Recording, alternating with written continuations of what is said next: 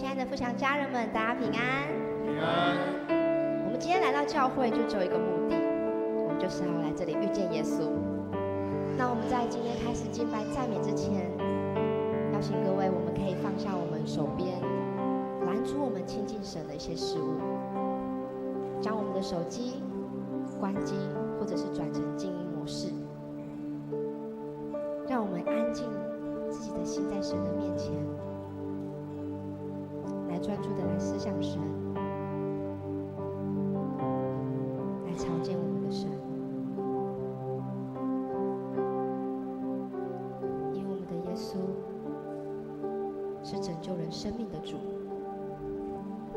是赐下生命粮食的神。当我们的生命跟耶稣连结的时候，我们就如同一棵树栽在溪水旁，我们的生命按时候结果子，叶子也不枯干，我们的生命更能够反映出神的荣光还有荣美。这个时候就安静我们的心，单单的来思想神的美好。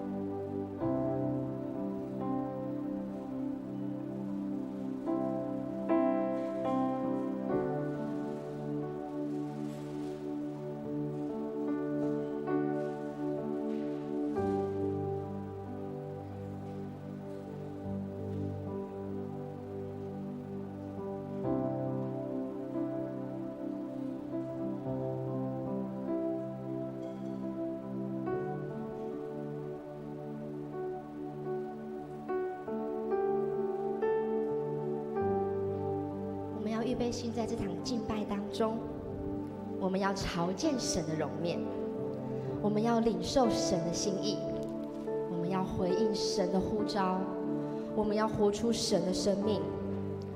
亲爱的圣灵，我们邀请你来到我们当中，自由的运行在这里。我们知道我们的神每天无时无刻都渴望对我们说话，主，我们就求你拦阻我们的那些帕子，或者是阻隔我们跟你亲近的那些障碍，神，你就在这个时刻把我们都挪去。主啊，我们要单单来到你的面前，我们要敬拜你，我们要单单的来到你的面前，只想享受跟你同在的那样的一个喜乐跟满足。主，帮助我们敞开我们的心，让我们能够在今天的敬拜，今天的主日聚会当中，真实的与你面对面。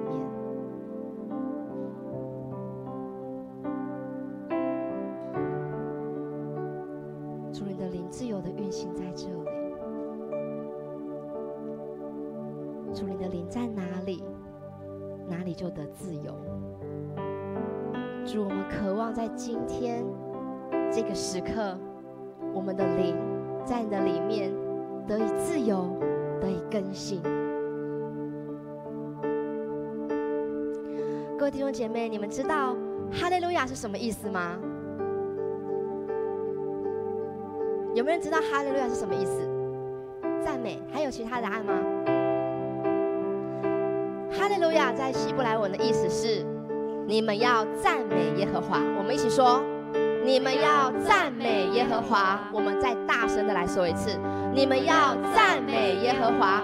扬起我们的声音，更相信更坚定的来说一次，你们要赞美耶和华。哈利路亚。我们来看几节经文，从诗篇146篇1到2节，我们一起念，请。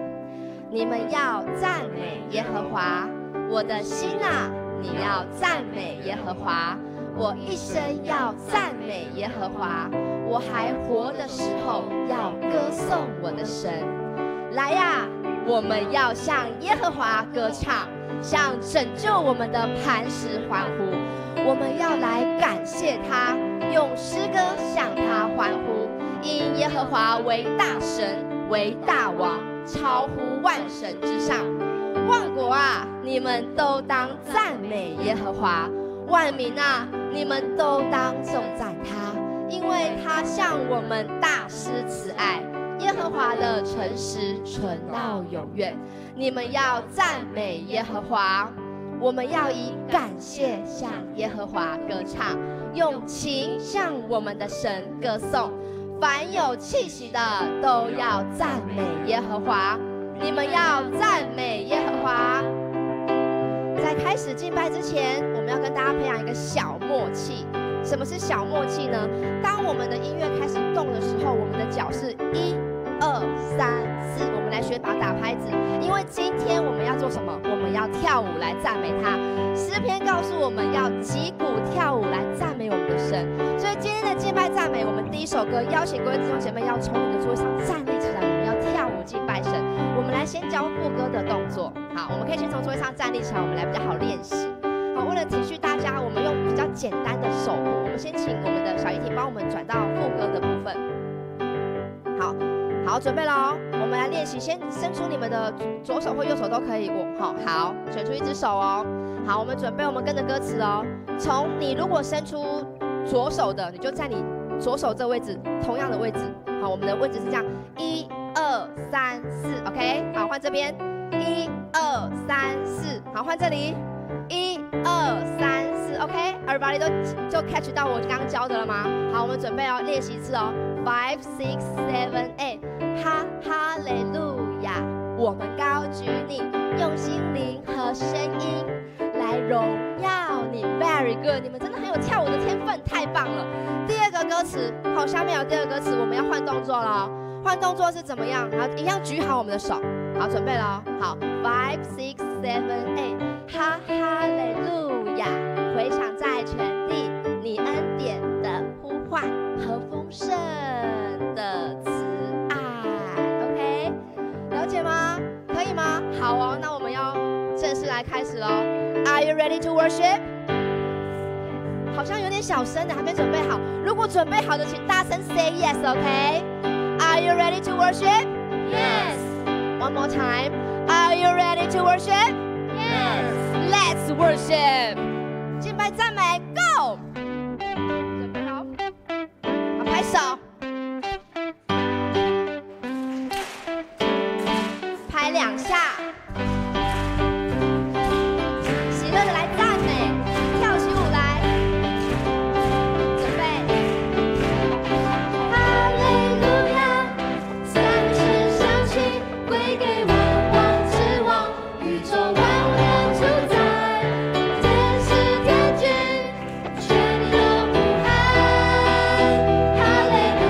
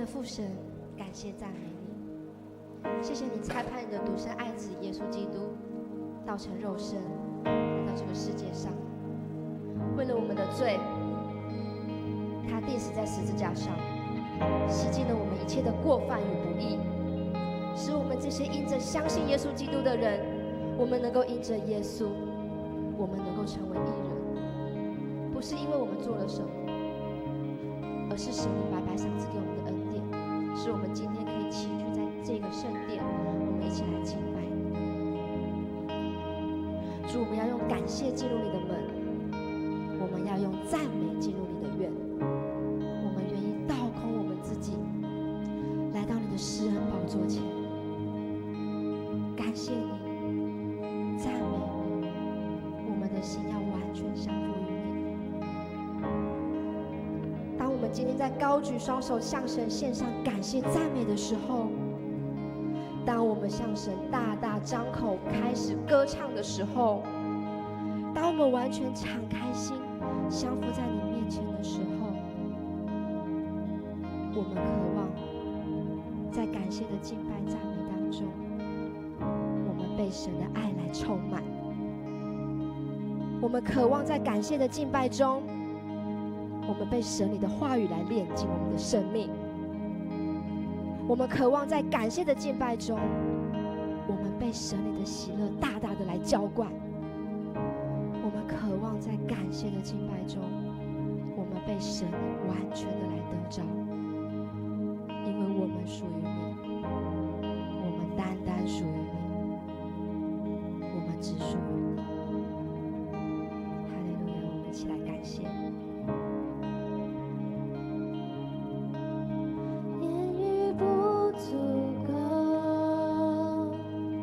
更无法述说，我难以形容对你的感谢。随我人歌唱，总会有停歇。你美好作为，永远不止息。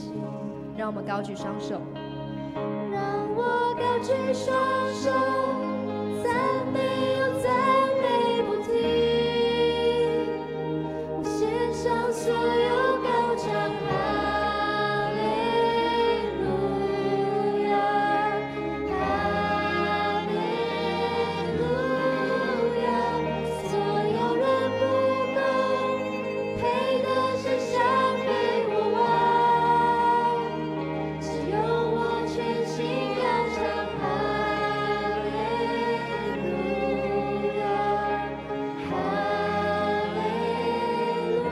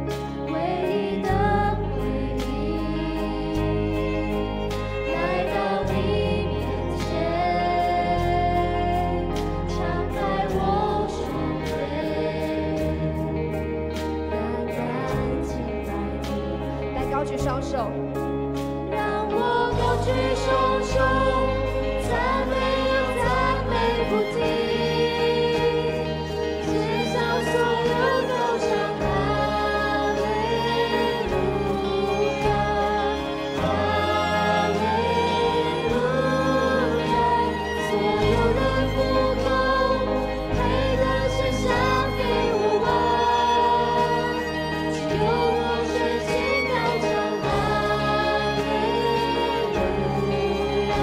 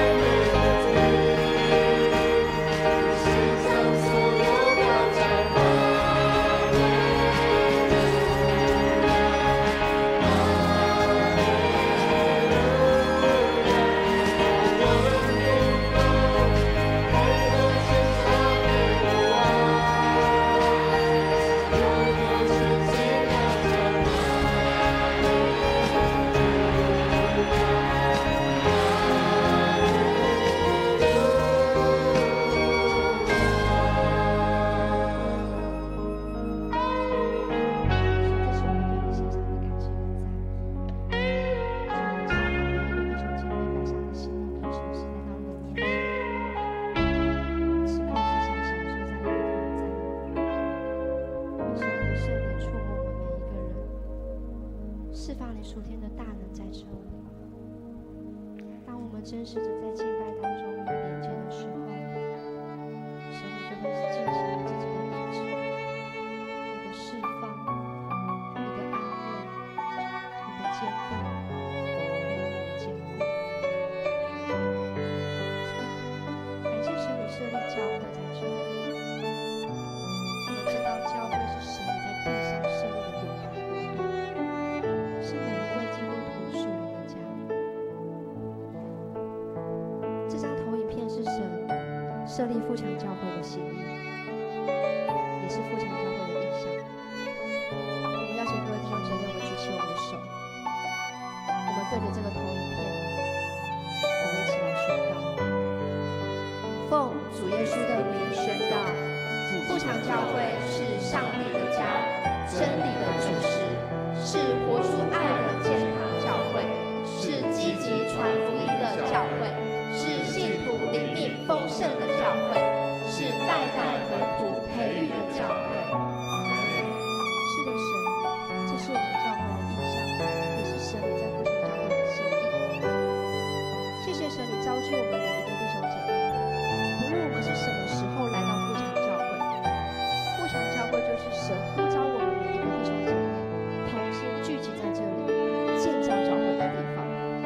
这里就是我们的家。邀请各位弟兄姐妹，我们更多的愿意委身在这个家里面，我们真实的用着耶稣基督的爱学习彼此相爱，我们更多的用着我们知道的真理来建造教会，更多的愿意摆上我们自己的时间，我们自己的生命去追求那永恒国度的事情。透过这首诗歌，我们一起来唱，更多的明白神对教会、对我们这个家的心意。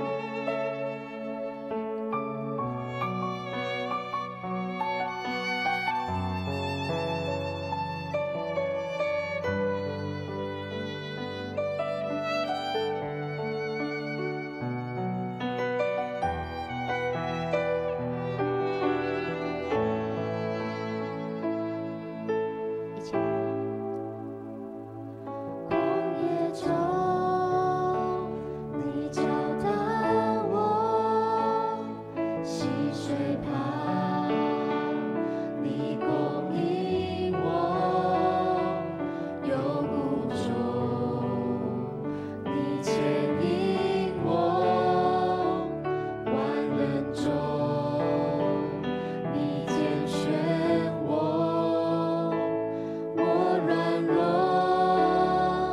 你赐刚强；我疲乏，你加力量。我站立，高举你名，我心情为你发光。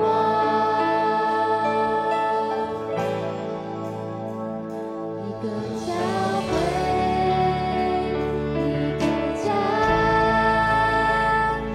呼叫我们同心聚集的地方，分享眼泪，分享歌声的喜乐，其实家我愿紧紧跟随。一个教会，一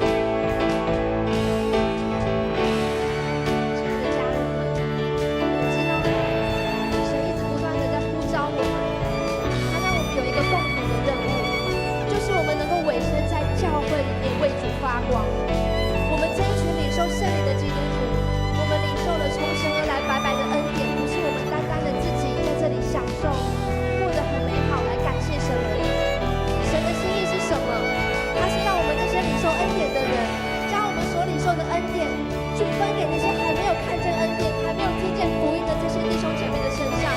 因为神只有一个心意，就是使万国万民都成为耶稣基督的门徒。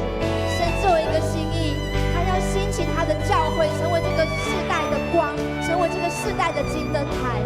我们每一个弟兄姐妹，我们都是神的灯，都是神的光，我们是蜡烛的烛光。当我们聚集在教会一起敬拜神的时候，我们就让教会发挥它金灯台的能力的功能。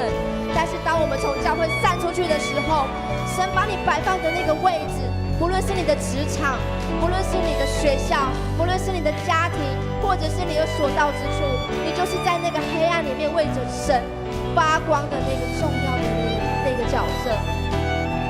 亲爱的家人啊，神要呼召我们，不要轻看了我们自己的职分。我们在这个时代，我们是要为神做光跟做盐的。我们不是只是在这里聚会，我们要更多的是要拿着神对我们的使命而为神走出去。是的，当我们散出去的时候，我们就让更多的人看见耶稣的福音，看见耶稣的能力。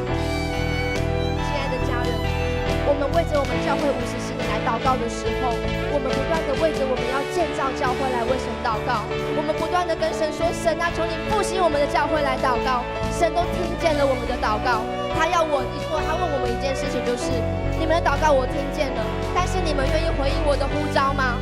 当我今天需要工人的时候，你们愿意成为工人来回应我的呼喊吗？神邀请我们参与神的工作，参与在教会建造的行列当中，参与在传福音跟宣教的事工上面。更重要的是，神要参与在建造你我生命的工程上。我们的生命愿意被神来建造吗？我们的生命愿意被神破除所有的老我，而单单的来到神的面前，重新塑造成耶稣基督的样式，重新的尊主为大的在我们的生命当中而活吗？如果你愿意，你自己举起你的手来回应神，神正在呼召你，神在对你说话，神渴望你听见他的声音。如果你愿意，你就跟神说：主，我在这里，我愿意。主，我在这里，我愿意。求你兴起我，求你更新建造我的生命。我愿意为主而活，我愿意为主而用。我的生命要在耶稣基督里成为一个新造的人，旧事已过，都成为新的。是的，主，我在这个时刻，我重新跟你立约，我是你的，我属于你。我的生命，我的主就是你。我不再用我自己的方式而活，我要单单的依靠圣灵的带领而活。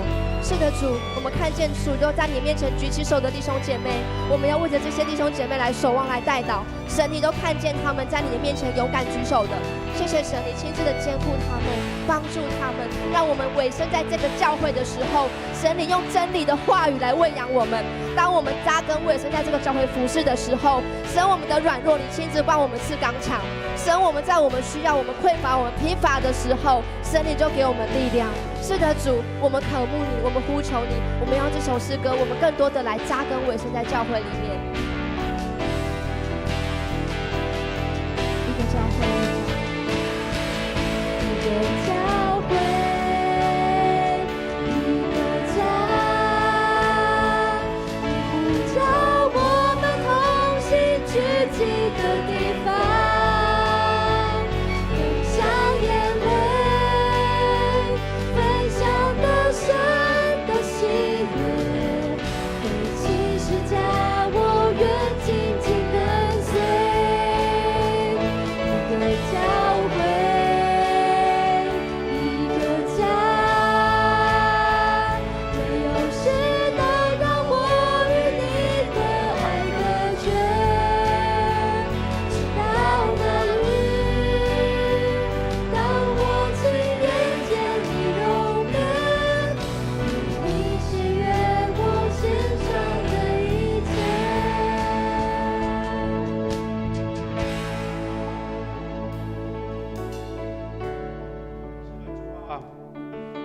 感谢你，我们一起聚集在富强教会，让我们同心合一。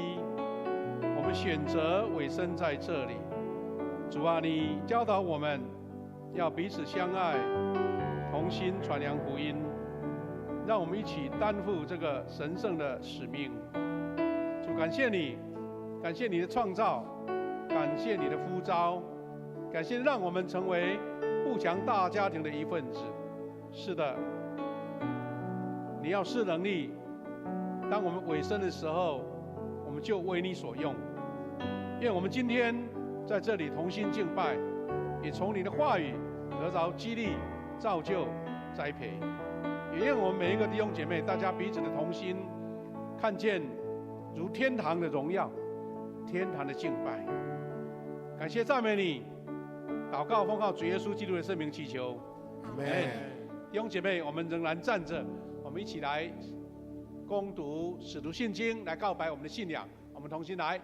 我信上帝，全能的父，创造天地的主。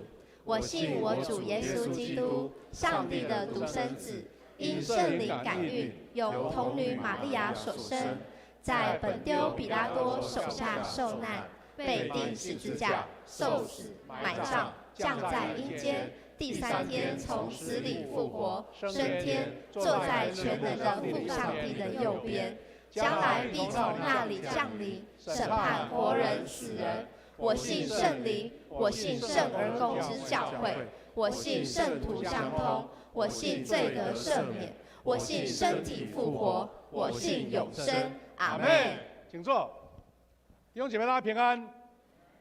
感谢主，我们今天是台南神学院的奉献主日牧师在程序下面接下来之前，先做一个请安我们今天得到神学院安排，我们这个汉西街教会是资深的教会黄伟立牧师来到我们当中，要分享神的话语，也要分享台南神学院的需要。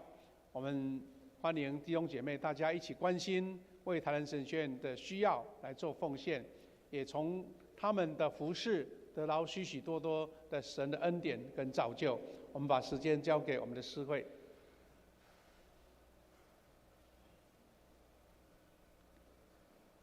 恭颂上帝的话，今天的经文记载在哥林多后书11章21到30节，我们一起来读。说来惭愧，在这方面好像我们是太软弱了。然而我说句蠢话，人在什么事上敢夸口，我也敢夸口。他们是希伯来人吗？我也是。他们是以色列人吗？我也是。他们是亚伯拉罕的后裔吗？我也是。他们是基督的用人吗？我说句狂话，我更是。我比他们忍受更多劳苦，做过更多次监牢，受过无数次的鞭打，常常冒死。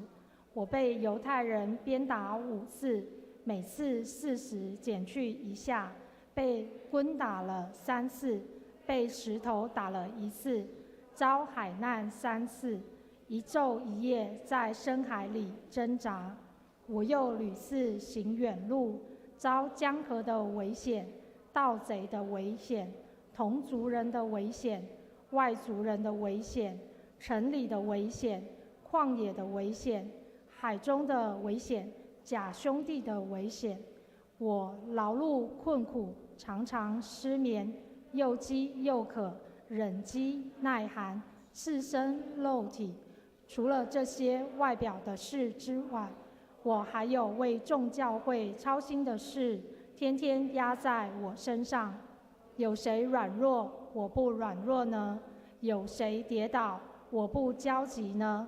我若必须夸口，就夸我的软弱的事好了。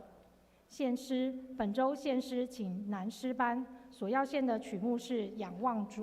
献诗后，我们请汉西街教会黄伟立牧师讲道。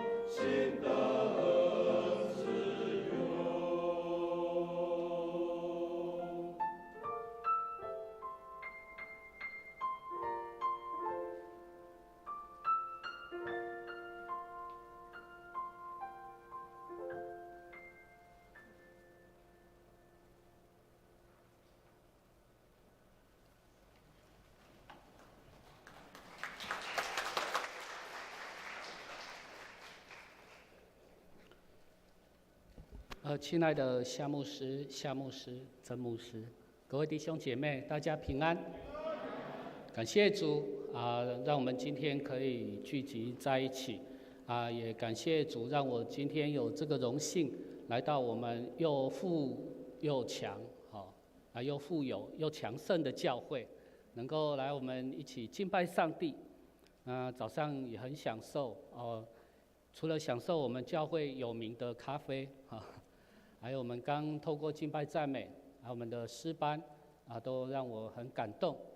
我刚上来的时候想说，哇，这个是什么 MIDI keyboard 怎么小提琴的声音这么像真的？后来抬头一看，还真的有人拉小提琴对，我们敬拜很少看到敬拜团有可以真的拉小提琴当然我们这个爵士鼓、电子鼓、吉他、贝斯都有该有的都有还有小提琴的声音那刚听我们男生诗班觉得很感动。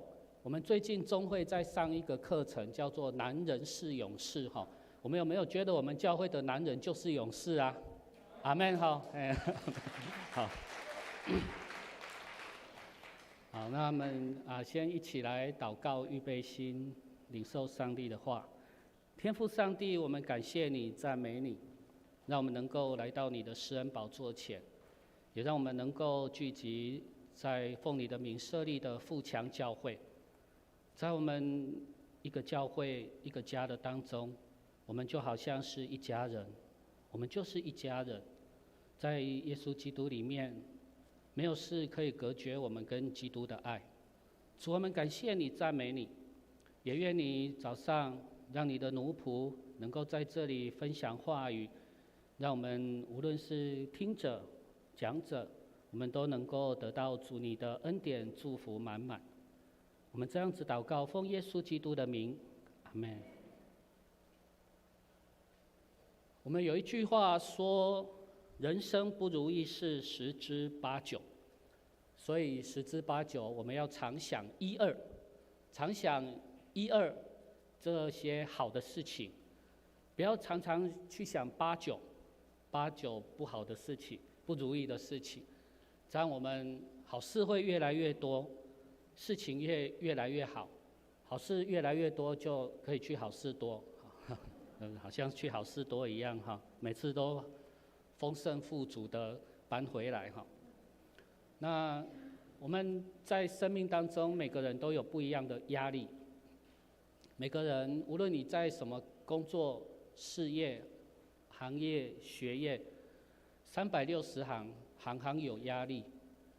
每个人的压力都不一样。我们孙宝林牧师有来我们教会研习上课哈，也有来我们富强教会，也有来我们看西街教会上启示录。那这几个礼拜，透过孙牧师，让我们得到很多，我自己也学习很多。那孙牧师也很坦然在分享他的服事。他说他当牧师最常做的噩梦就是礼拜天要讲道了没有讲道篇，讲道篇还没写，或者来到教会了，怎么穿短裤穿拖鞋？他讲的这些梦我都做过我真的都做过。然后所以心有戚戚焉。所以我们每个人都有不一样我们生命中的压力，压力大压力小也都不一定。那我们大家都很喜欢看棒球，最近台湾的棒球也很有名很出名那这些棒球选手的身价也节节升高。那如果你看棒球看到2好3坏的时候，你有什么感觉？压力很大这些投手、捕手、打击手压力都很大。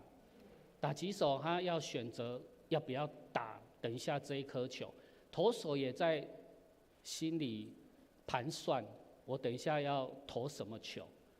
当然他也期待说他要投的球就是可以那一个球。主审压力会不会很大？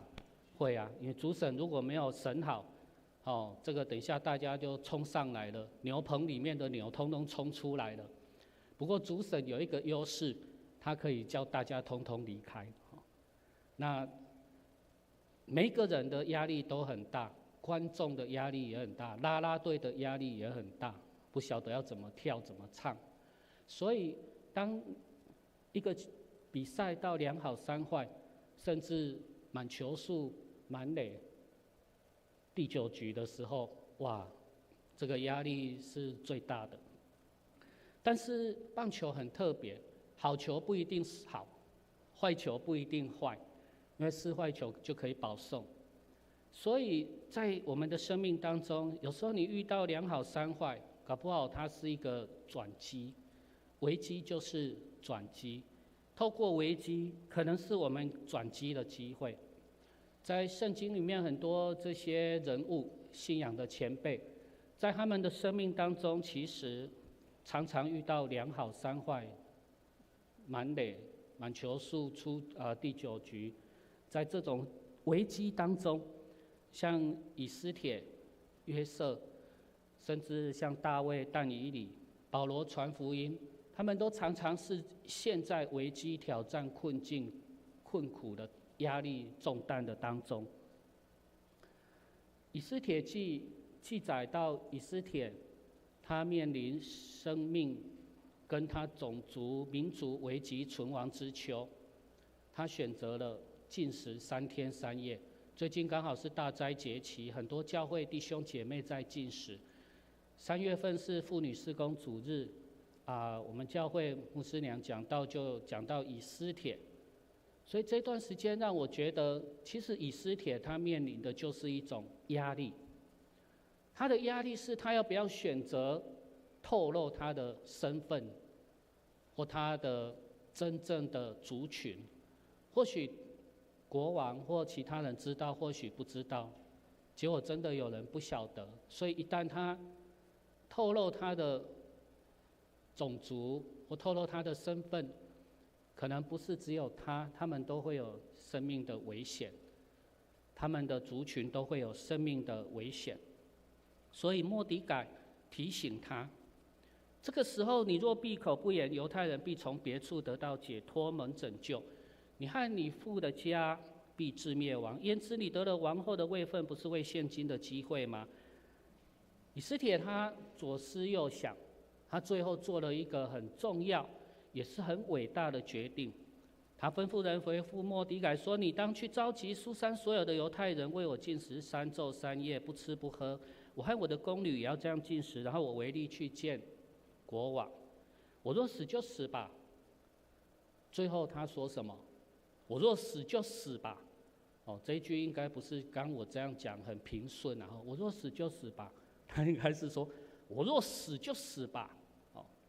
各位弟兄姐妹，当我再次读到这一段经文，我注意到说以斯帖他最后的决定是很伟大，也是他生命当中或许也是犹太人当中很重要的决定。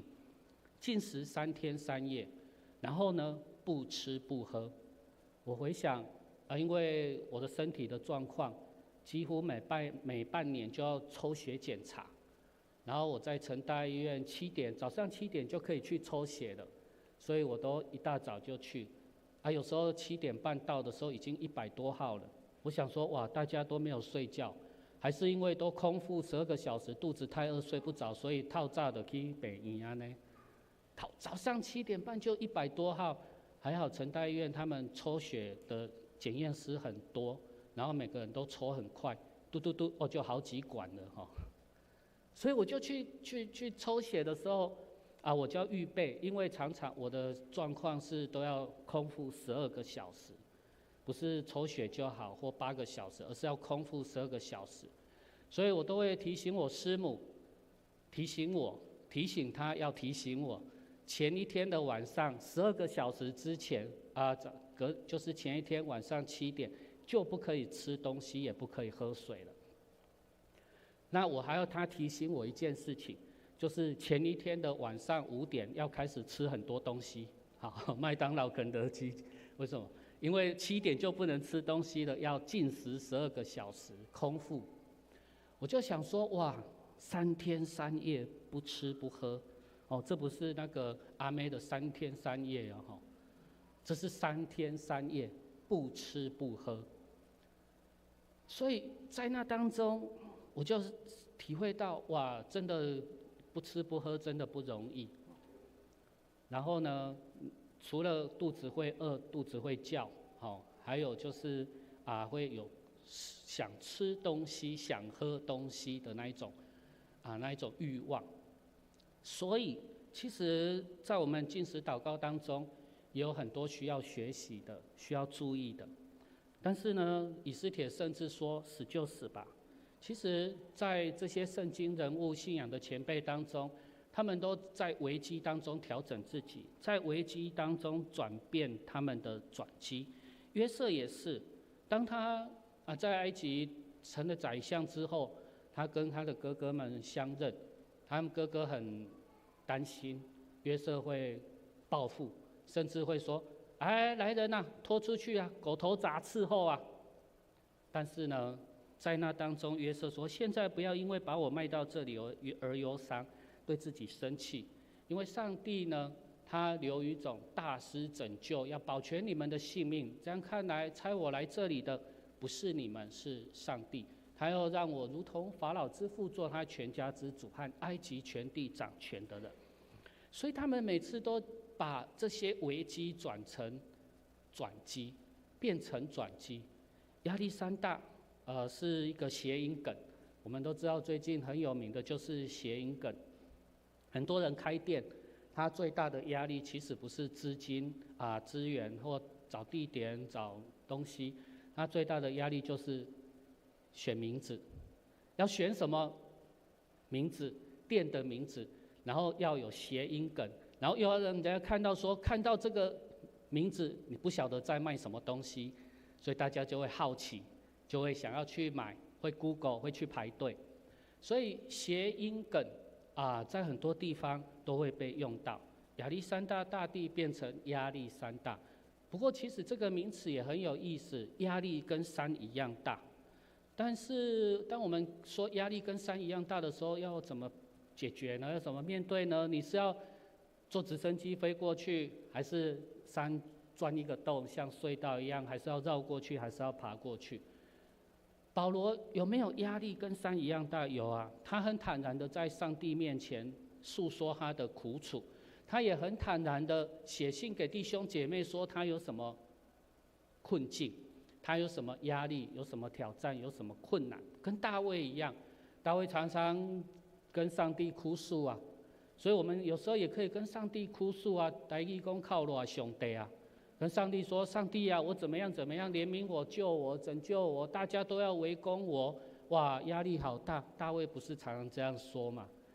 所以保罗他说，我屡次行远路，遭江河的危险，盗贼的危险，同族人的危险，外族人的危险，城里的危险，旷野的危险，海中的危险，假弟兄的危险，劳碌困苦，常常失眠，又饥又渴，忍耐饥寒，赤身肉体。除了这些外表的事以外，我还为众教会操心的事，天天压在我身上。哇，讲完都还要喘一口气，不然不能呼吸。所以保罗他其实就是讲很多他的危险，他无论到哪里都是危险，无论内外，无论出去进来，出入内外都是危险。还有众教会的事天天压在他身上。但是保罗他其实也有提到说，他的生命当中有一个宝贝，在他的这个瓦器，在他的生命，在他的这个肉体当中，其实有宝贝。这个宝贝是要显明上帝莫大的能力，然后这个莫大的能力是出于上帝，不是出于我们，不是出于他自己。所以他可能四面受敌，却不被困在心里作难，不致失望；他遭逼迫，却不被丢弃；打倒了，却不致死亡。身上常常带着耶稣的死，使耶稣的生也显明在他的身上。所以带着耶稣的死，有耶稣的生带在他的身上，显明在他的身上。所以这段话我曾经把它写成3句就是看见自己的价值是瓦器中的宝贝，他人看到的只是外面显露的瓦器，而我们自己知道里面隐藏了宝贝。在我们的生命当中，上帝是看外表，人是看外表，上帝是看内心。人是看我们的外表，但是上帝是看我们的内心。所以别人看到的只是我们外面显露的瓦器，我们有时候也自己只看到我们的弱点，我们的瓦器，但是我们要去知道我们里面隐藏的宝贝。这个宝贝就是你面对山大的压力的时候，你有信心像一粒芥菜种，你就算是对这座山说你从这边移到那边，它也会移过去，并且没有一件你们做不了的事。我们做不了，上帝做得了；我们不行，但是上帝行。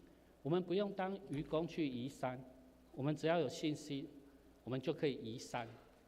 所以当我们在唱个诗歌，大山可以挪开，小山可以迁移，但是主的慈爱却永远不离开。我们常唱这首诗歌的时候，其实是在告诉我们，我们有山大的压力，我们压力山大，但是我们可以叫山移开。我们不要靠自己，因为有时候最大的压力就是来自自己。其实有时候最大的压力是我们自己给自己压力，但是这个压力可以转变成助力，这个压力可以转变成动力，只是不要变成病力。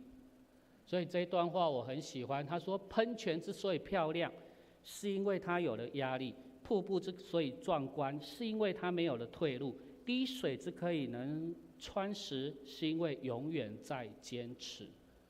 喷泉之所以漂亮，是因为有压力把水冲出来；瀑布之所以壮观，是它没有退路了，它就是只能往前往下冲，所以它会很壮观。它没有退路，水可以滴石，滴水可以穿石，是因为永远在坚持。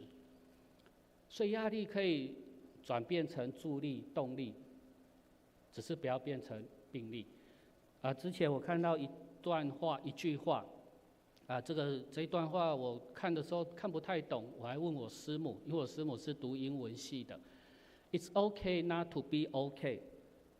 然后我在找资料，才知道说，哦，原来这一句话的意思是说，当你不 OK 的时候也可以 OK， 当你不 OK 的时候也没关系，不完美也没关系，不好也没关系，总是会过去的。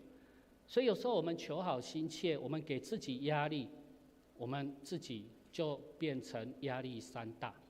所以这时候我要邀请弟兄姐妹，我们教会水准都蛮高的哈，可以讲英文，跟你旁边的弟兄姐妹说 It's okay not to be okay。好，如果他睡着了，赶快把他叫起来。It's okay not to be okay。It's okay not to be okay。对，今天的讲道什么都没记得没关系，记得这一句话就可以走遍天下了哈。出去就 It's okay not to be okay。好，回家也是跟家人说 It's okay not to be okay。刚喝了一杯很美味的咖啡。我们都知道哈，咖啡豆可不可以吃？好像不行哈。咖啡豆呢，你把它泡热水，可不可以泡成咖啡？好像也没办法。咖啡豆你把它磨得很细很细，像磨中药这样磨成粉，还包起来。磨成粉了，你冲热水，它可不可以泡？好像也不行，因为它有咖啡渣，它不是3合1的那一种。那咖啡豆怎么变成咖啡？你要研磨，当然现在有机器啦，磨好之后还要冲热水过滤，滤质过滤。现在有不一样的，有手冲的咖啡啦，有用酒精灯的啦，还有就是喝一杯咖啡要等3天的那一种，有没有？对，很多种咖啡。但是重点是咖啡豆本身，它要经过一段流程，经过一段很多的程序，它才能变成一杯美味的咖啡。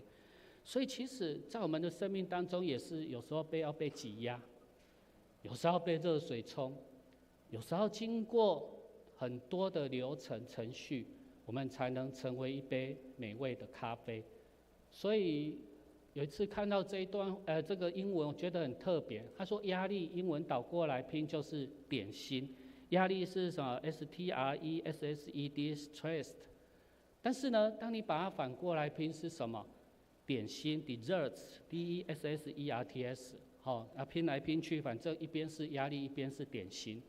所以看是你要把它当成压力，还是当成点心。所以在我们生命当中，有时候很多烦心的事，不是高中考那个烦心啦，烦心的事。这烦心的事情呢，其实你要怎么样去面对？有时候在那个环境当中，这句话我很喜欢。他说：“不是求神改变你的环境，乃是求他赐你勇气、忍耐和胜过环境的信心。当你有压力，你可以变成助力，变成动力。或许你的环境就是这样子有些人在工作每天都说要辞职，然后但是呢，到月底或到月初收到薪水条，就说下个月再说吧。因为家里还有很多需要。”其实也都过得去就这样一直做到退休了。所以呢，在这当中要怎么样调试自己的心态？不是求神改变你的环境，乃是求他赐你勇气、忍耐和胜过环境的信心。所以当我们有烦心的事情的时候，你先放下来，放心一直在调整我的华语放心放心嘛。然后呢，要有信心你才能开心。像这些信仰的前辈，以斯帖、大卫、保罗，甚至亚伯拉罕，还有宣教师，他们难道没有烦心的事情吗？没有压力重担？我们这2年都有在寻根之旅走读这我们新楼医院也是院长还带着大家到这个左镇、冈林、内门、木栅这些马雅各医生走过的山路，他们当时走的路比现在更难走，而且遇到的危险更多。现在去走都已经觉得很不容易了。在这些足迹当中，他们都有很多烦心的事情，但是要如何交托给上帝，放心，然后有信心，然后呢，才能开心，再面对继续走前面的道路。有一段话，这是第一句是我听人家讲的，后来我把它写在我的 FB。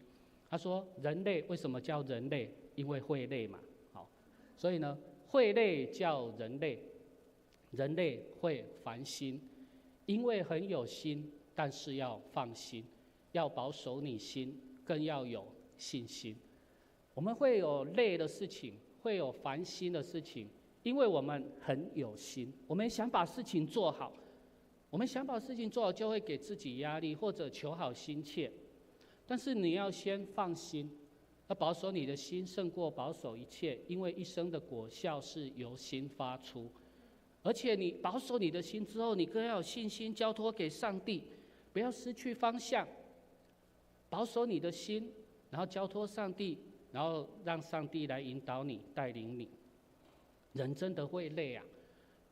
之前都有人说：“哦，好累哦，好累，累得跟狗一样。”最近又看到另一句话说：“你很累，累得跟狗一样。”我跟你说，狗才不会累呢，而是你自己在累。好，你不要拿说狗很累，跟狗一样，狗才不会累呢。所以有时候是我们会将很多事情放在我们的心上，揽在我们的心上，揽在我们的肩膀上。所以有烦心的事情要能够放心，放心要有信心交托上帝，让上帝来引导我们、带领我们，然后我们才能开开心心的开心过日子。所以保罗他最后他也是会跟弟兄姐妹说要怎么样，常常喜乐，不住祷告，凡事谢恩。他虽然讲很多他的问题状况，但是他也跟弟兄姐妹说要喜乐，喜乐。我再告诉你们要喜乐。有谁软弱我不软弱呢？有谁跌倒我不焦急呢？我若必须夸口，就夸我软弱的事好了。对啊，我们都有软弱的时候，牧师也会有软弱的时候，牧者也会有重担压力，每个人都会，但是我们都要交托给上帝，因为上帝的恩典是够我们用的。哥林多后书12章9节说，他都有说，我的恩典是够你用的，因为我的能力是在人的软弱上显得完全。所以我更喜欢夸耀自己的软弱，好使基督的能力复辟我。当我们有软弱、有欠缺、有失望的时候，我们跟上帝讲，上帝的恩典够我们用，我们的能力是在我们的软弱上显得完全。当我们跟上帝讲我们的软弱，基督的能力可以来复辟在我们。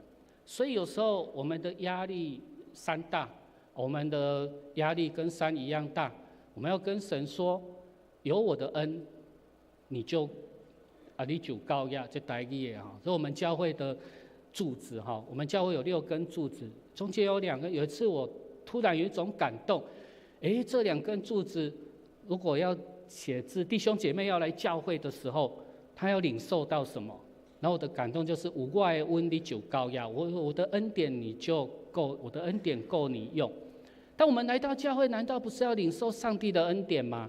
难道我们不是要掏空我们自己，放空我们自己，然后来领受上帝的恩典，在聚会、礼拜、团契、牧区各种这个祷告会、查经班当中，领受上帝来的话语，领受上帝的恩典，然后让我们重新得力，再次出发。出去的时候就跟上帝说：“神啊，我又是一条龙啊，这是一尾龙神的恩典够我用 ，It's okay not to be okay。”所以，当我们领受上帝的话语，当我们从上帝而来，重新得着力量，压力山大，大山力压。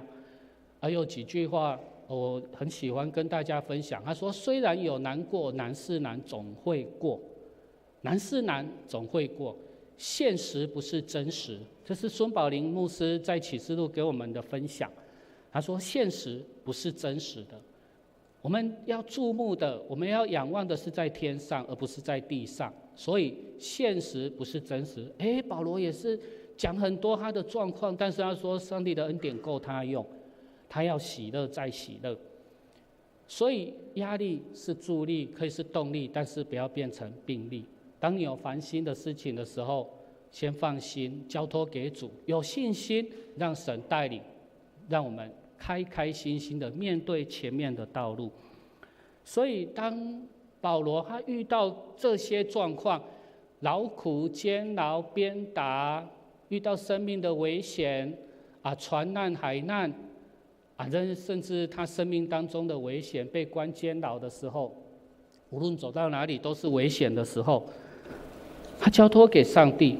或许在他的生命当中也是面对很多的困难困境，压力重担，但是在罗马书8章35节到37节，刚我们的诗歌有唱到这一句：谁能使我们与基督的爱隔绝呢？难道是患难吗？是困苦吗？是迫害吗？是饥饿吗？是赤身肉体吗？是危险吗？是刀剑吗？如经上所记，靠着爱我们的主，在这一切的事上，我们已经得胜有余了。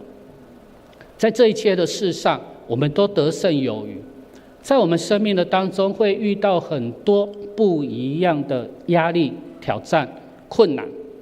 我常常喜欢回想这一段祷告文，尼布尔的祷告文。其实有时候遇到事情、遇到问题，要如何解决，那是一个问题；但是你要如何回应问题，那又是另外一个问题。你要如何面对这一个问题，其实也是一个问题。所以有时候问题不是在于问题本身，而是在于你要如何面对这个问题，你要如何看待这个问题，还有你的心态要如何来调整面对这个问题。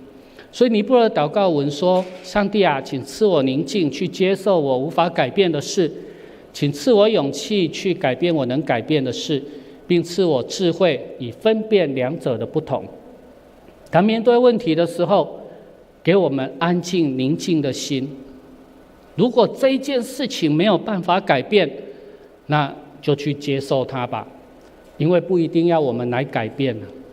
或许上帝会让别的人来改变，或上帝的时间不是这个时间，上帝的时候还没有到。所以我也会常跟自己说，上帝要给你是最好的，不给你也是最好的。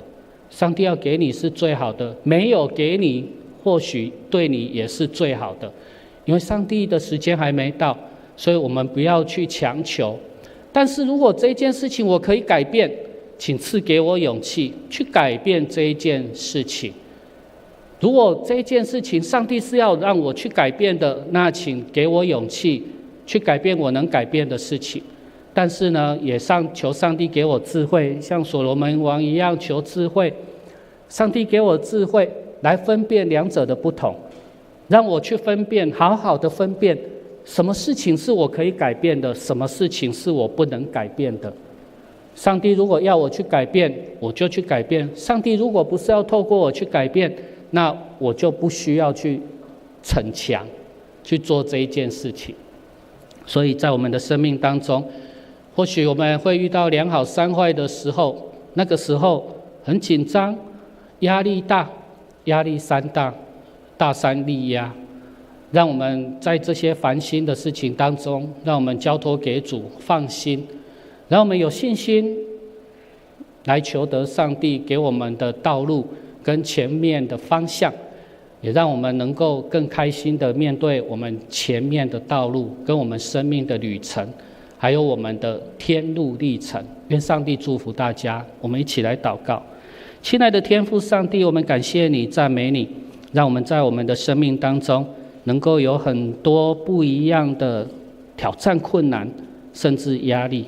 或许有时候我们压力山大，大山力压，让我们无法来面对，但是上帝必定恩典够我们用，你的恩典够我们用，也不会让任何事情隔绝我们跟耶稣基督的爱，也让我们能够在面对许多事情的时候，让我们有安静的心，让我们能够来接受我们没有办法改变的事情，也让我们有勇气去改变我们可以改变的事情，更赐给我们智慧，让我们知道什么是我们可以改变的，什么是我们无法改变的。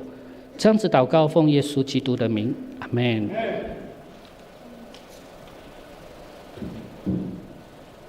弟兄姐妹，我们谢谢黄牧师用神的话语来教导我们，来勉励我们。那今天这个后面的程序有点稍微小变动哈。我们今天的特别安排哈，我们有理财有道哈，理财有道的这一个课程我们有学员结业，然后他们要将他们自己的学习体验来分享所以我们要先邀请我们这个学员结业的嘉敏来分享，分享完我们等一下会播一段那个台南神学院的影片哈。刚刚有没有看？还没看哈。那然后我们在一边做奉献唱诗歌，所以让这个时间比较紧凑一点。所以我们先邀请我们的嘉敏姐妹来分享她上这个理财有道一个感动。好，来拍手欢迎她来。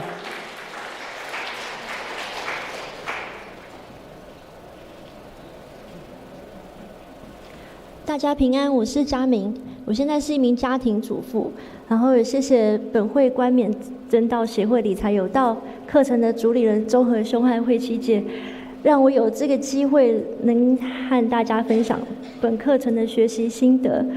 也谢谢我的先生给我很多支持和好的意见。首先讲到一则课堂中印象深刻的圣经故事，在列王记下4章1到7节。大意是有一个敬畏耶和华的人死了，但以利沙也认识他，但他留下的债务却让债主想要抓他的2个儿子去抵债。最后他的妻子在以利沙的建议和帮助下，用家中仅剩的1瓶油倒满了所有和邻舍借来的空器皿，就是可以拿去卖还债，然后所剩的还够他们母子过生活。这个故事相信大家都很熟悉，那不知道大家在当中有没有看到什么亮光或是什么值得省思的呢？自从信主以来，自认为应该是一个敬畏耶和华的人，但是在钱财上面一直有错误的观念，尤其对那句“飞鸟不种也不收，也不积蓄在仓里，你们的天父尚且养活它”的经文，一直用自己的想法来理解。其实是不想面对财务数字的借口。以前我真的相信钱会像从天上掉下来一样，我不用负责任，但上帝有责任养活我。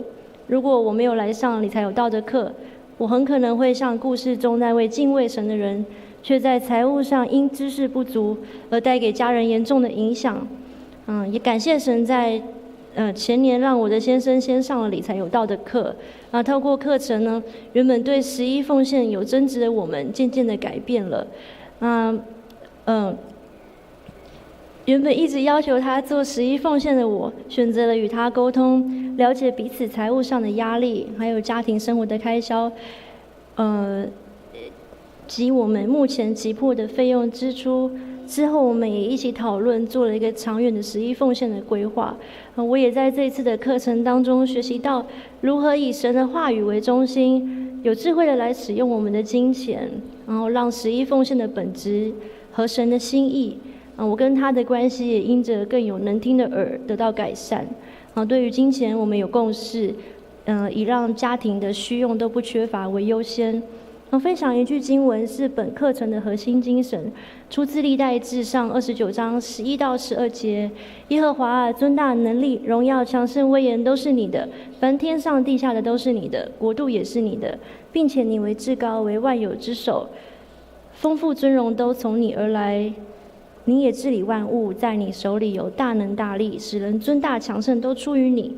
实在提醒我们，神的角色和我们的角色在财务上面的次序要正确。我们必须先承认神掌管并拥有一切，我们是管理者而非拥有者。透过连续10堂不同主题的内容，每一堂都是打开蒙福秘诀的钥匙。圣经上有超过2350处的经文谈到如何理财，和处理财产。当我们遵照神的原则理财时，就会开始脱离债务，更明智的用钱，更有效的储蓄，更多的奉献，更自由的服侍神。我想前面提到的故事里那位敬畏神的人，倘若有相关的学习领受，情况将会不一样。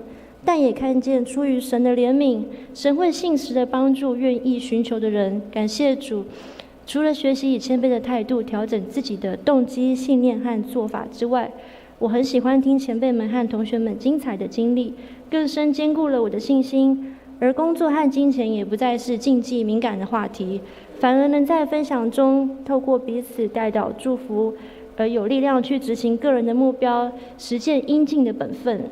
最后还认识到基督徒的财务之于永生的意义，对未来会有踏实的盼望。我的分享到这边，期待兄姐都一同来报名上课，也邀请您的家人好友一起领受中心理财当好管家的益处。谢谢大家。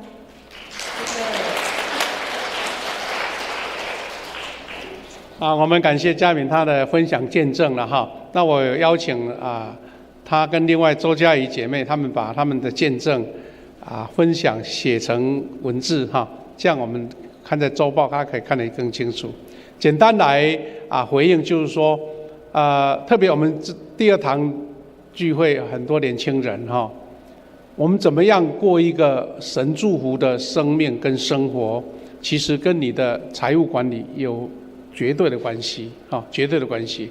那我们当然可以学很多理财的什么样的技巧，什么都很棒，但是从圣经的道理去看，你会发现这是最合乎健康，而且合乎神旨意的所以它叫做理财有道。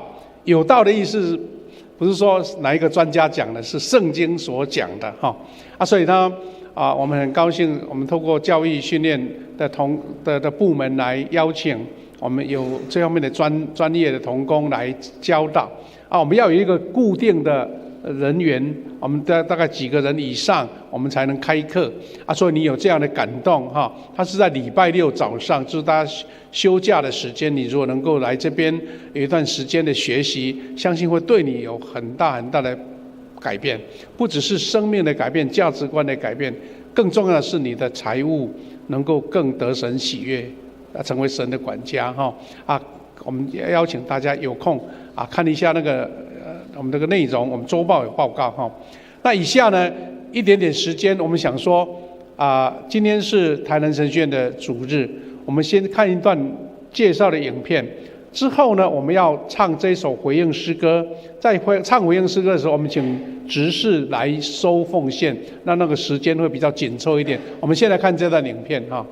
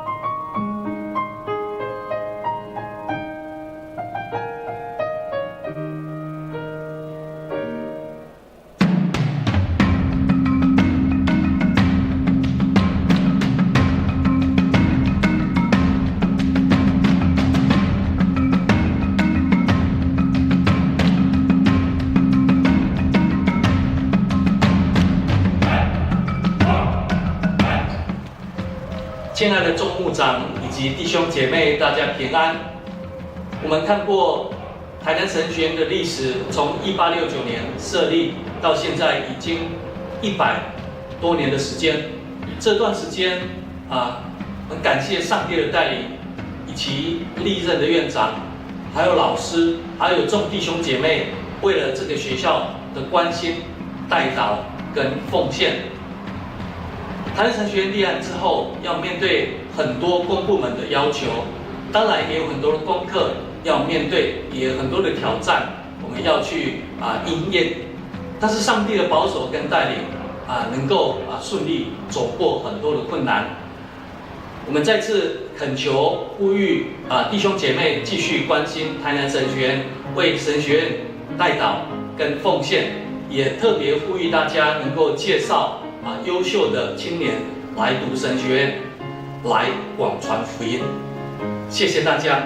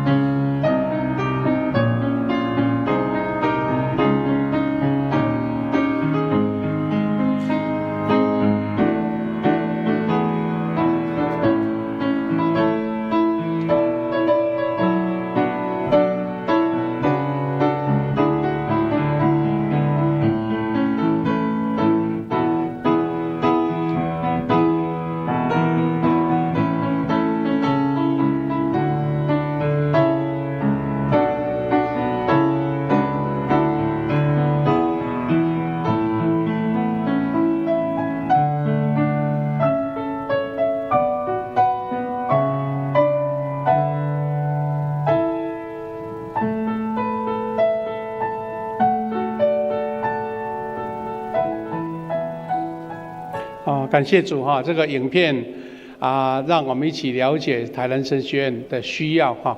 牧师做2点补充。第一个哈，我们现在富强教会哈，有3位神学生在台南神学院读书，这个比例也不少哈。感谢主。那我们刚刚知道说，这个孙宝玲牧师在我们当中来开课，在我们富强教会。他说广义上我们有10-20个同工弟兄姐妹也算是学生的，好像是延伸教育嘛但是我听到孙宝玲牧师这个礼拜天他讲一句话让我很大的感动。他说他在几十年前30-40年前读成大的时候，他们在附近有一间华语的教会成立，然后他们就在那边成长，在那边学习。他说他现在又回到台南来教课，他们40几年的这间教堂出了59位传道人，平均1年就1个以上。我听起来哇，我说这样我们富强教会还要加紧努力台南神学院需要大家的关心奉献，那更需要的是我们来推举推派更多优秀的青年或是神学生进去就读，能成为神的工人那其实现在神学教育已经越来越宽广了不一定年轻就去读，有的是工作完一段时间再去读，有的他纯粹是要进修，因为除了神学系或是神学研究系道学硕士要去当牧者传道以外，其实还有很多课程，社会科学的、音乐的其他的课程都可以成为你的造就跟栽培尤其我们现在台南神学院有立案了，有些毕业证书是被教育部承认的所以又很就近在我们这边所以欢迎大家有空我们也有很多弟兄姐妹，我们同工是在台南神学院服务了还有最近呢，台南神学院已经经过好长一段时间的整修，它的教学的大楼还有礼拜堂都成为古迹，然后政府有特别拨一大笔的款项来做维护现在看起来非常的漂亮。大家弟兄姐妹，如果你有空其实花一个半天的时间去那个校园，你会觉得哇，那个真的是世外桃源啊！因为我们现在台湾呢很有趣，外面的大马路乱乱的但是进到巷子里面，进入到一个园区，你会发现完全不同的世界啊！所以鼓励大家一起如果你有感动，能够为这个台南神学院来做奉献今天如果你是不方便，也可以把奉献的带回去，然后在下个礼拜带来。那如果你记得你的那个编号，电脑编号也可以做编号。现在我们要唱这一首回应诗歌，也请执事来收奉献。我们也请在座的这个敬拜团同工能够拿麦克风带我们一起来唱，好不好？这首诗歌一起唱，你的恩典够我用。一边坐着唱，我们一边来做奉献。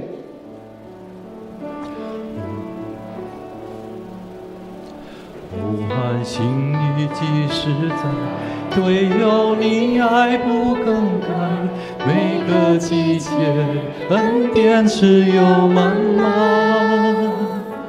虽然经过水和火，靠着主我就刚强，每时每刻你与我同在。你的恩典够我用，能力不比我软弱，靠着耶稣的神有得胜。我要唱着你的爱，永恒无尽头的爱，永不离弃，一生常相伴。呼唤心意即实在，唯有你爱不更改，每个季节恩典只有满满。虽然经过水和火，靠着主我就刚强，每时每刻你与我同在。你的恩典够我用，能力不比我软弱，靠着耶稣的神有得胜。我要唱着你的爱，永恒无尽头的爱，永不离弃，一生常相伴。会众请起立，一起来唱奉献的诗歌《一生爱你》。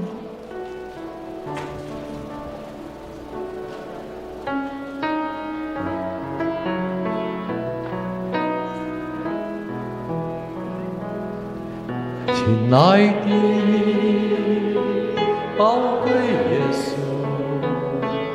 你爱何等的甘甜，我的心深深被你吸引，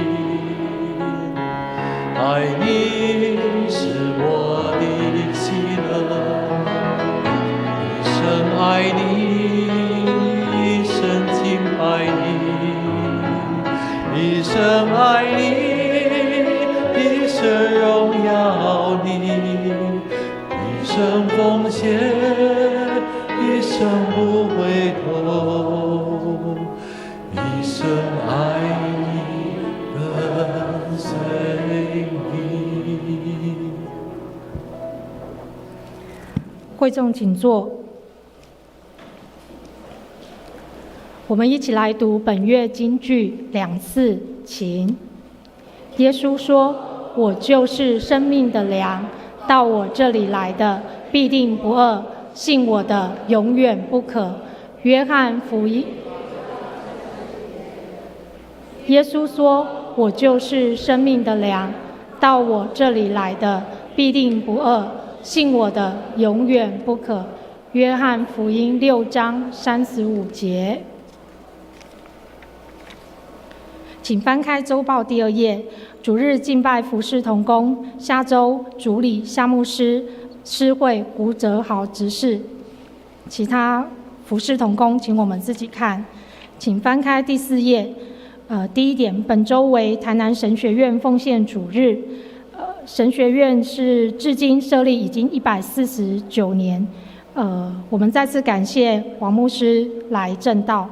第2点，今天3月23号会召开第1季长职首长联席会议，请准时参加。第3点，4月20日为复活节主日，若有要受洗的兄姐，请到办公室索取报名表。第4点，代祷团推动40天禁食祷告，持续邀请会友加入。第6点，丧礼关怀，本会庄成祥老师的母亲邱丽珍女士安息主怀，定于3月25日在高雄市殡仪馆举行告别式，请院主赐下安慰。其他的奉献跟征信，请我们自己看。然后，肢体交通的第7点。本会定于3月下主日会有医治祷告的时间，邀请兄姐若有身体病痛、心灵难处的，可以来到台前接受祝福祷告。门徒培育事工研习消息，第2点，冠冕理财的课程将于5月24号开课，有兴趣的兄姐可以持续报名参加。第3点，哀伤陪伴事工消息有下礼拜有2堂开课讯息，请我们详细看内容。牧区及团契消息、主日学消息，下礼拜6早上10点到11点半，在教育中心的地下室有彩虹剧团，我们教会所成立的富强彩虹剧团要演出《成为祝福》，邀请兄姐可以带未认识福音的亲友进到教会来参与这样的演出，让成为祝福成为他们生命当中的祝福。其他的报告我们请牧师来补充。好，各位兄姐，我来先做邀请，欢迎哈。我们的今天有2位新朋友来我们当中，我们欢迎他。第一位是陈静纯姐妹在那边，那我们欢迎你，欢迎你，静纯哈，欢迎你来参加哈。第2位是郑玉萍姐妹在最后面，欢迎你，拍手欢迎。很高兴哈，有新朋友来我们当中，我们等下同工来帮忙接待哈。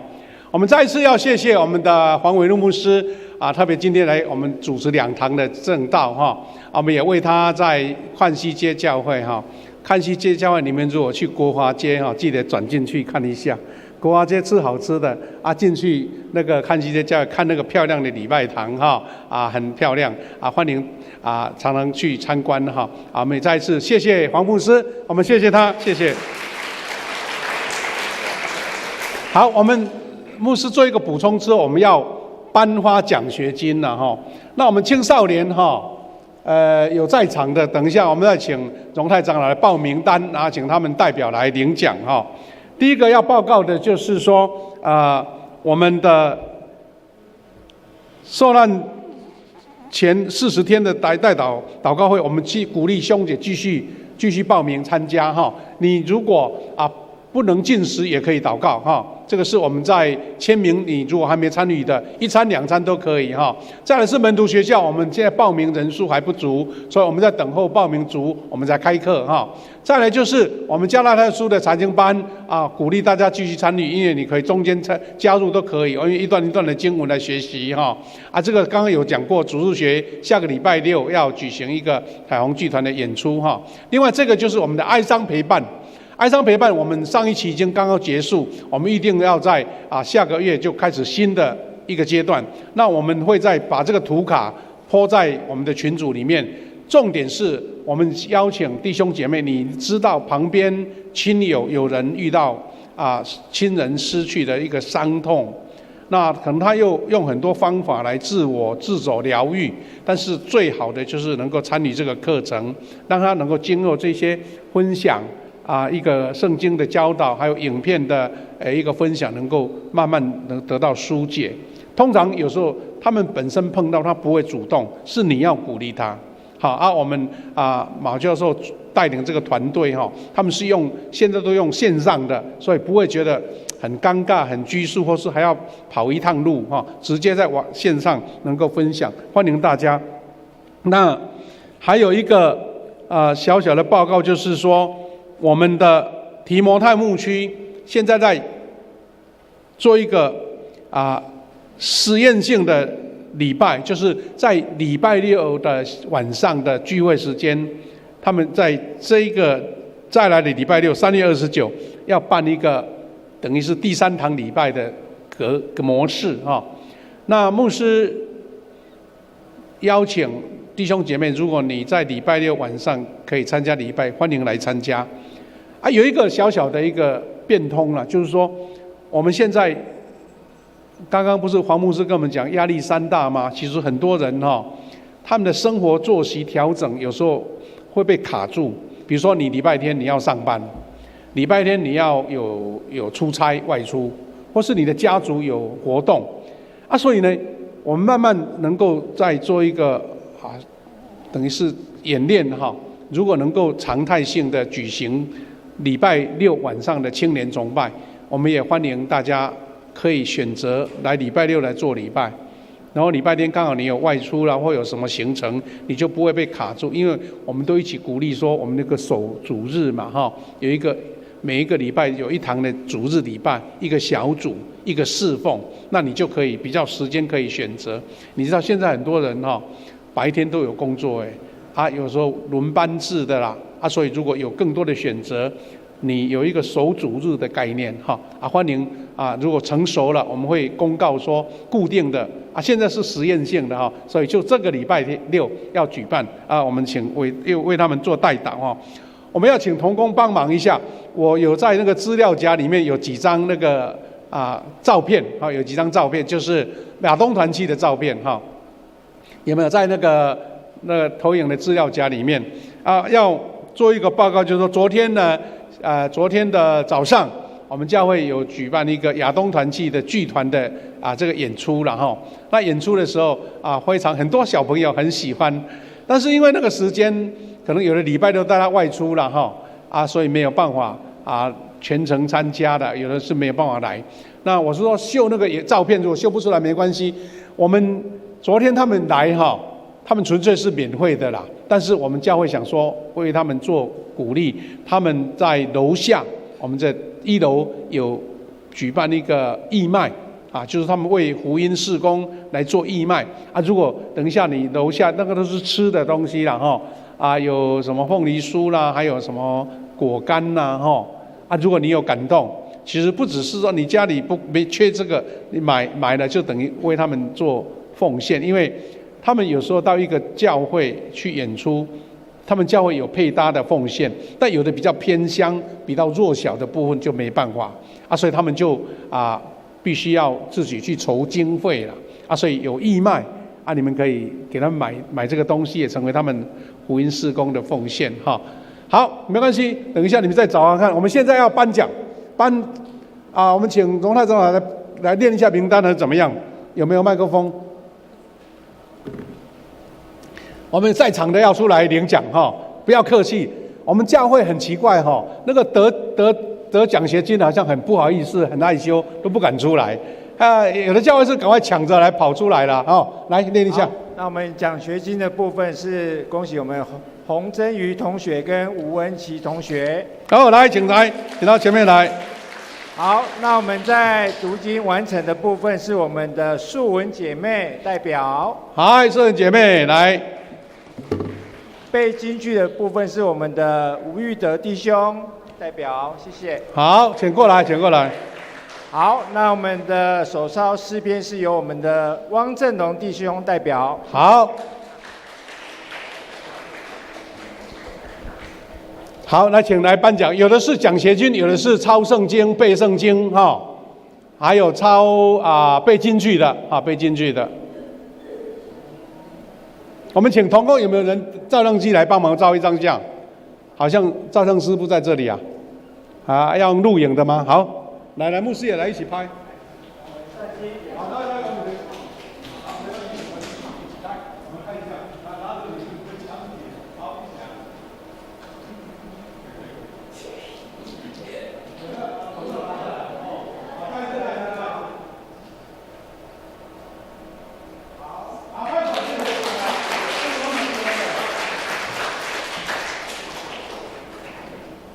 好，欢迎哈，大家等一下可以到楼下去，有那个义卖啊，有一些好吃的这个产品，我们给他们鼓励啊，也为亚东团契哈来做奉献就对了哈。好，我们来做结束，谢谢。会众请起立，我们一起来唱颂咏的诗歌《我的神，我的王啊》。诗歌后，请牧师祝祷。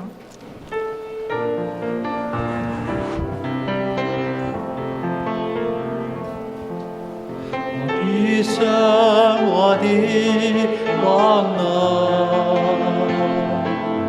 我要遵从你的命，我要永远称颂你，我要天天称颂你。我们一起来领受上帝的祝福，圣愿耶稣基督的恩典、天父上帝的慈爱、圣灵的充满，在你们的生命当中，直到永永远远。阿们。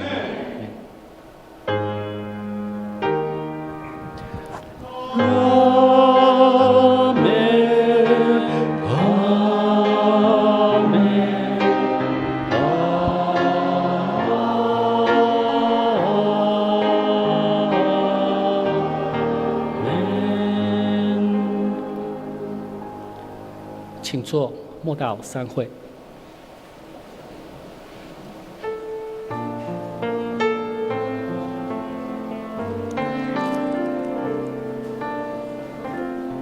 今天第二堂的主日到这边结束，请大家互相请安问好，也祝大家平安喜乐。